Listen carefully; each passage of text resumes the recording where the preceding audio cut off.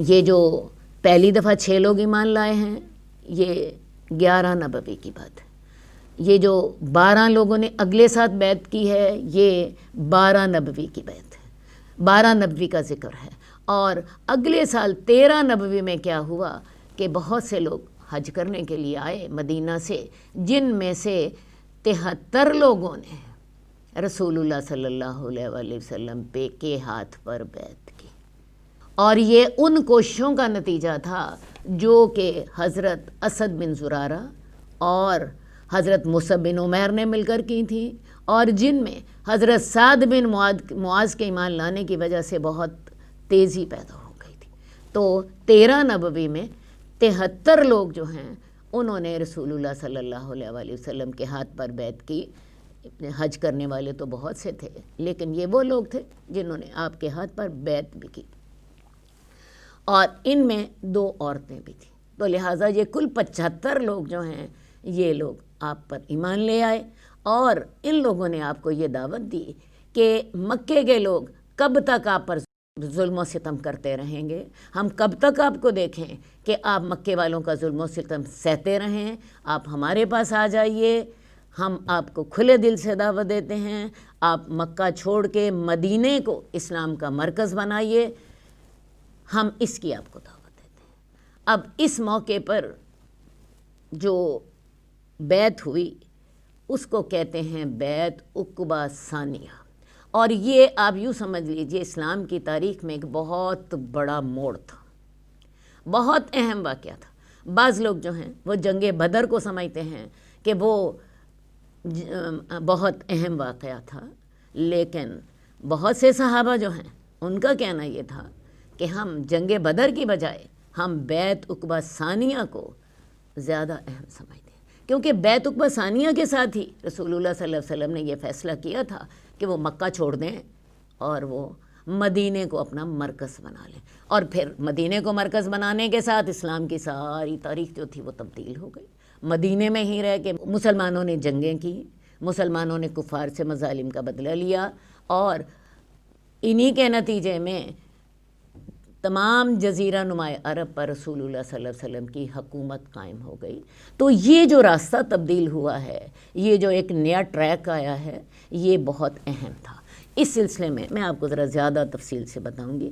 یہ بیعت عقبہ جو ثانیہ تھی یہ 13 نبوی میں ہوئی، حج کے موقع پر۔ حج جب لوگوں نے کر لیا تو رسول اللہ صلی اللہ علیہ وسلم نے ایک گھاٹی مقرر کر دی منا میں ہی، حج ختم ہونے کے بعد، کہ وہاں پہ یہ بیعت ہوگی۔ آپ نے لوگوں کو کہا کہ تم اپنے اپنے ڈیروں پر سو جاؤ، اور تم کچھ رات سونے کے بعد فلاں فلاں وقت میں فلاں جگہ پر آ جانا۔ یہ بڑے خفیہ انداز میں بیعت ہو رہی تھی، تاکہ ایسا نہ ہو کفار کو پتہ چلے اور کفار اس کو ہائی جیک کر لیں۔ تو یہ جو بیعت تھی بڑے پرجوش ماحول میں ہوئی۔ اس بیعت کے بارے میں کعب بن مالک کی حدیث جو ہے وہ بڑی وضاحت سے ہے۔ اس بیعت کے حالات کیا تھے میں تھوڑا سا آپ کے سامنے تفصیل بتاؤں گی۔ رسول اللہ صلی اللہ علیہ وسلم اپنے ساتھ حضرت عباس کو لے کر گئے۔ حضرت عباس ابھی تک ایمان نہ لائے تھے، لیکن جیسا کہ میں نے پہلے آپ کو بتایا عرب میں قبائلی سسٹم تھا، اس قبائلی سسٹم کی وجہ سے قبیلے کے لوگ اپنے رشتہ داروں کی بڑی حمایت کرتے تھے۔ تو حضرت عباس جو تھے یہ رسول اللہ صلی اللہ علیہ وسلم کے ساتھ گئے۔ اب یہ 73 لوگ جنہوں نے بیعت کرنی تھی یہ وہاں پہ جمع تھے پہاڑ کی گھاٹی میں، اور حضرت عباس نے بات کی ابتدا کی۔ حضرت عباس نے کہا کہ یہ میرا بھتیجا جو ہے یہ اپنی قوم میں بڑی عزت والا ہے، بڑا شرف والا ہے، اس کا مقام بڑا بلند ہے، تو دیکھ لو تم اس کو دعوت دے رہے ہو کہ تم اسے اپنے شہر میں لے جاؤ، اگر تو تم اس کی حفاظت کر سکتے ہو تو پھر تم اسے لے جاؤ، اور اگر تم اس کی حفاظت نہیں کر سکتے تو پھر ابھی ہی اس بات کو چھوڑ دو، کیونکہ اگر تم اس کی حفاظت نہ کر سکے تو پھر معاملہ بڑا خراب ہوگا، تو یہ اچھی طرح سوچ سمجھ کر فیصلہ کرو۔ یہ بات سن کر حضرت برا بن معرور جو تھے وہ کہنے لگے کہ نہیں، ہم آپ کی بیعت کریں گے، ہم ہر حال میں آپ کی حفاظت کریں گے، ہم جس طرح اپنے بچوں کی حفاظت کرتے ہیں ہم اسی طرح آپ کی حفاظت کریں گے۔ اب آگے چلنے سے پہلے میں آپ کو ذرا یہ بتا دوں کہ یہ بیعت جو تھی یہ کن دفعات پر ہو رہی تھی، کن شرائط پر ہو رہی تھی۔ بیعت کے الفاظ قرآن مجید میں موجود ہیں، سورہ ممتحنہ میں، اور اس وقت معاشرے میں جو برائیاں تھیں انہی برائیوں سے رکنے کا ایک شخص اللہ کے رسول سے وعدہ کرتا تھا۔ یہ الفاظ میں آپ کو ان کا مفہوم بتا دیتی ہوں۔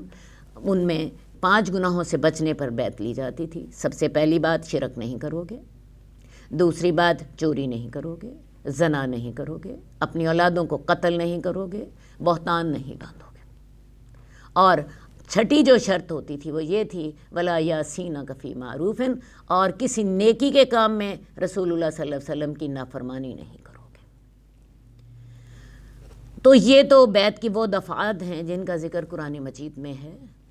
عورتوں سے بھی اور مردوں سے بھی انہی باتوں کی بیعت لی جاتی تھی۔ اس کے علاوہ اس جو بیعت عقبہ ثانیہ جو تھی، اس میں رسول اللہ صلی اللہ علیہ وسلم نے چند اور باتوں پر بھی بیعت لی تھی۔ آپ نے انہیں کہا تھا کہ تم ہر حال میں میری اطاعت کرو گے، خواہ چستی ہو یا سستی ہو، یہ پہلی شرط تھی۔ دوسری شرط یہ تھی کہ تم ہر حال میں، خواہ تنگی ہو خواہ خوشحالی ہو، ہر حال میں مال خرچ کرو گے۔ تیسری دفعہ یہ تھی کہ تم ہر حال میں امر بالمعروف اور نہی عن المنکر کرو گے، اور اللہ کے معاملے میں تم کسی ملامت کرنے والے کی ملامت سے نہیں ڈرو گے۔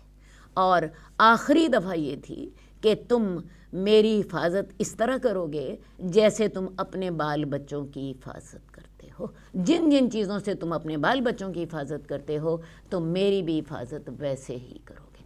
یہ دفعات میں ایک دفعہ پھر آپ کو دہرا دوں کیونکہ یہ آسان باتیں نہیں تھیں۔ وہ پہلی دفعہ جو تھی بیعت کی دفعات اور بیعت کی شرائط، وہ تو میں نے آپ کو بتایا، وہ ان کا ذکر قرآن مجید میں ہے، وہ تو تھیں ہی تھیں۔ اس کے ساتھ ساتھ رسول اللہ صلی اللہ علیہ وسلم نے انہیں پابند کیا تھا، ان سے وعدہ لیا تھا کہ تم چستی اور سستی ہر حال میں میری بات سنو گے، میری بات مانو گے، تم آسانی اور تنگ دستی ہر حال میں اللہ کے راستے میں مال خرچ کرو گے۔ تیسری دفعہ یہ تھی تم ضرور امر بالمعروف اور نہی عن المنکر کرو گے، اور اس سلسلے میں تم کسی ملامت کرنے والے کی ملامت سے نہیں ڈرو گے۔ اور چوتھی بات یہ تھی کہ تم میری اس طرح حفاظت کرو گے جیسے تم اپنے بال بچوں کی، اپنے خاندان کی حفاظت کرتے ہو، ہر اس چیز سے جس سے تم اپنے خاندان کی حفاظت کرتے ہو تم میری بھی حفاظت کرو گے۔ اور آپ نے بتایا کہ اس کا بدلہ جو ہے وہ تمہیں جنت ملے گی۔ اب جیسے کہ میں نے آپ سے کہا کہ بات کا آغاز جو ہے وہ حضرت عباس نے کیا، اور حضرت عباس نے انہیں احساس دلایا کہ یہ جو تم ان کو دعوت دے رہے ہو کہ آپ مکہ کو چھوڑ دیں اور مدینہ تشریف لے آئیں، اس کی سنگینی کا احساس دلایا، اور انہیں کہا کہ بھئی اگر تم نے کل کو اس پر عمل نہیں کرنا یا کل تم اس معاہدے پر پورے نہ اترے تو بڑا بہتر ہے آج اس کو چھوڑ دو۔ محمد اپنے خاندان میں باعزت ہیں۔ خیر، میں نے جیسا کہ آپ کو پہلے بتایا کہ اس وقت اسد بن زرارہ جو تھے یہ بڑے پرجوش تھے۔ یہ کہنے لگے کہ یا رسول اللہ ہم ہر حال میں آپ کی بیعت کریں گے، ہم ان تمام شرائط کو مانتے ہیں، ہم ہر حال میں بیعت کریں گے۔ اب اسی اثنا میں ابن الحیثم جو تھے وہ کہنے لگے کہ ہمارے یہود کے ساتھ کچھ معاہدے ہیں، ہمارے کئی لوگوں کے ساتھ دشمنیاں ہیں، کئیوں کے ساتھ دوستیاں ہیں، تو ایسا تو نہیں ہوگا کہ کل کو آپ غالب آ جائیں اور آپ اپنے وطن واپس لوٹ جائیں، آپ کی ہمدردیاں پھر مکے والوں کے ساتھ ہو جائیں۔ تو اللہ کے رسول صلی اللہ علیہ وسلم مسکرائے اور آپ نے فرمایا تم مجھ سے ہو، میں تم سے ہوں، تمہارا خون میرا خون ہوگا، تم جس سے جنگ کرو گے میں اس سے جنگ کروں گا، تم جس سے صلح رکھو گے میں اس سے صلح رکھوں گا۔ اور رسول اللہ صلی اللہ علیہ وسلم نے اپنے ان الفاظ کو نبھایا۔ آپ دیکھیں جب مکہ فتح ہو گیا اور مکہ فتح ہونے کے بعد آپ کا پورے جزیرۃ العرب پر آپ کی حکمرانی ہو گئی، تو رسول اللہ صلی اللہ علیہ وسلم مکہ نہیں ٹھہرے، آپ مدینہ واپس گئے۔ حجۃ الوداع کے بعد رسول اللہ صلی اللہ علیہ وسلم پھر مدینہ واپس گئے، اور آپ کی قبر بھی مدینہ میں ہی ہے۔ تو آپ نے اپنا یہ فرمان جو تھا وہ نبھایا کہ میں تم سے ہوں، تم مجھ سے ہو، تم جس سے تم صلح کرو گے اس سے میری صلح ہوگی، اور جس سے تم جنگ کرو گے اس سے میری جنگ ہوگی، لہٰذا یہ والی بات آپ نے نبھائی۔ بہرحال یہ باتیں ابھی ہو رہی تھیں تو کہ ایک اور صحابی نے اس بیعت کی سنگینی کا احساس دلایا۔ انہوں نے کہا کہ دیکھو یثرب والو، ایسا نہ ہو کل کو تم اپنی اس بیعت سے واپس پھر جاؤ۔ یہ اس بیعت کا مطلب یہ ہے تمہارے سرداروں کا قتل اور ساری دنیا سے دشمنی، ساری دنیا تمہاری دشمن ہو جائے گی، تمہارے سردار قتل کر دیے جائیں گے۔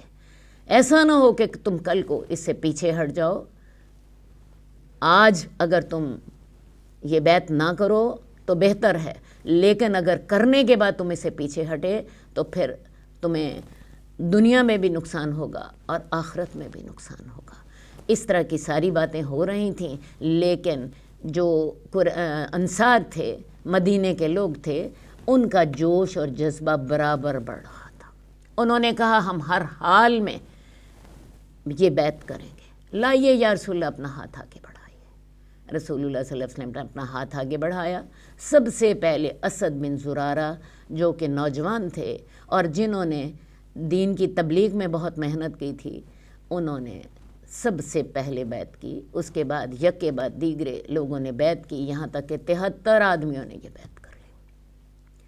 73 آدمیوں نے بیعت کر لی۔ اب اس بیعت کے ساتھ فوری طور پہ فرق کیا پڑا کہ مدینہ پر رسول اللہ صلی اللہ علیہ وآلہ وسلم کی اب یوں سمجھ لیجیے ایک طرح سے حکومت قائم ہو گئی۔ وہ کیسے؟ وہ اس طرح کہ رسول اللہ صلی اللہ علیہ وسلم نے انہی 73 لوگوں میں سے 12 نقیب مقرر کر دیے۔